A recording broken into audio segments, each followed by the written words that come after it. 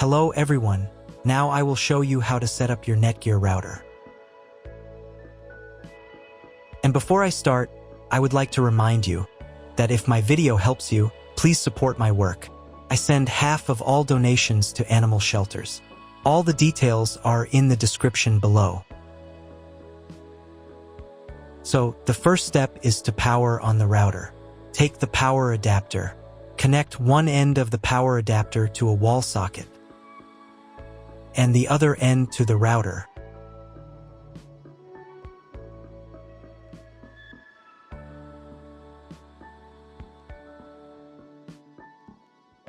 Then press the power button.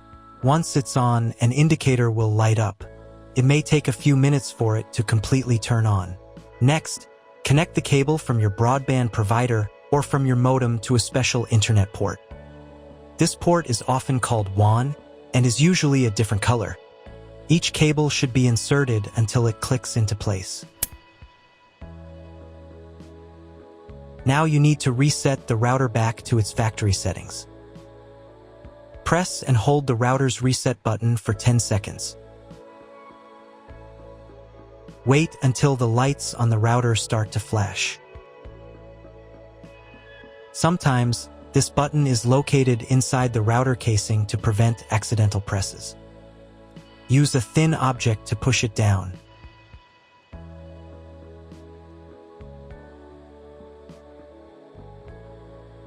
The router will restart, and all the settings will go back to their original factory settings. Plug one end of the Ethernet cable provided with the router into an Ethernet port. Important note, it is not necessary to connect the router to your computer. If you do not want your computer to have a wired internet connection and you plan to use only a Wi-Fi network, simply skip this step. Plug the other end into your computer or laptop's Ethernet card. Please wait a few minutes for connection. Great, the router is now connected to your computer. Now you will need to set it up. But before we begin, I will demonstrate an alternative way to connect the router if you don't have an Ethernet cable or your computer doesn't have an Ethernet port. Just connect the router to the power adapter and the cable from your internet provider. This will enable Wi-Fi. If the router is new and has never been configured, the Wi-Fi network will be named as your router. Your router has a unique Wi-Fi network name and password that is printed on a label. Connect to it.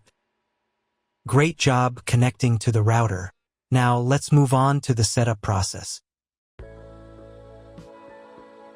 First, open your browser and go to the URL that you see on the screen. Use the address bar instead of the search bar.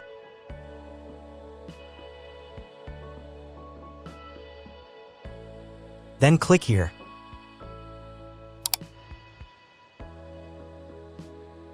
Read NETGEAR terms and conditions and click I agree button. And click Next. Click Next again. If your router settings do not look like mine, it means that your router has a different firmware. I made a video for every firmware type. You can find all the links in the description down below. The first thing you need to do is set up a new password. The admin password is used to log into your router's web interface. Pay attention to the password requirements. Write your new password in the first field and duplicate it in the second field.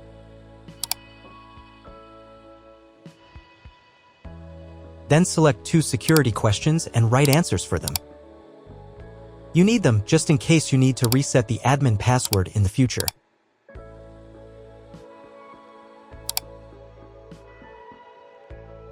On this page, you can customize your network name and password. Click Next. If your browser does not redirect after 2 minutes, reload the page. On the next page, you will find the information you need to connect to a Wi-Fi network. If you were connected using the preset Wi-Fi credentials, it's time to connect using the new Wi-Fi credential. If you want, you can print them out. Click Next. If the router has not been updated for a long time, the next page may automatically start the firmware update process. If the new firmware is not available, click Next. After updating the firmware, you may be redirected to the NETGEAR website where you can register your router. If you want to, you can do it. I'm just going to close this window because I'm not going to do that.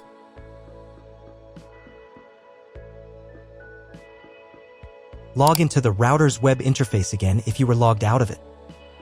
Enter the standard username, admin, and password that you created a few minutes ago. Press Sign In button. Close this window.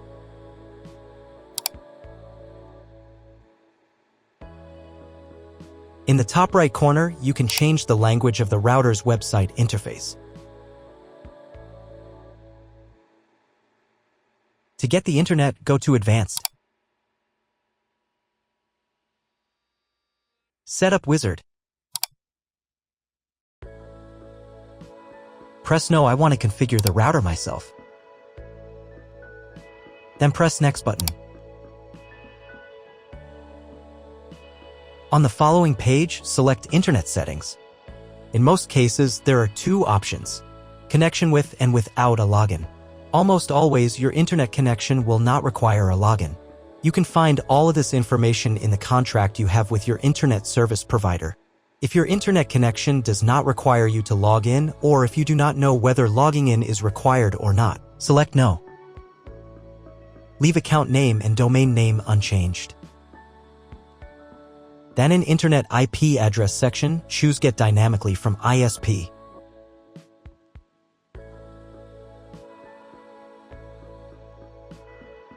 In the DNS section, select Get Automatically from ISP as well.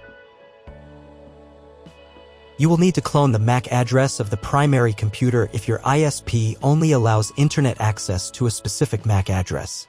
Select Use Default MAC Address. If you are not sure about these settings, check again that your settings are the same as mine. And click Apply. In most cases, it is not necessary to clone the MAC address.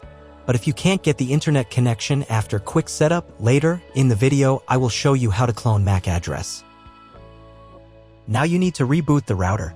To do this, go to the router's web interface if you were logged out of it.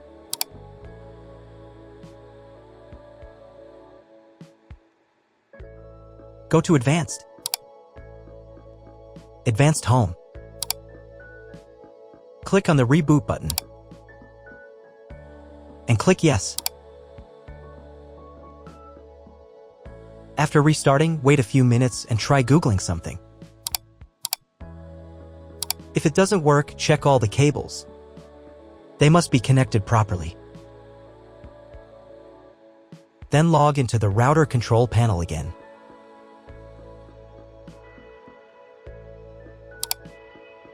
Go to Basic. Internet. And choose Use Computer MAC Address.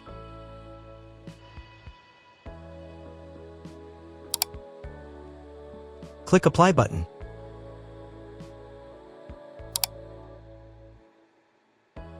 And then reboot router again. Go to Advanced. Advanced Home. Click on the Reboot button and click Yes.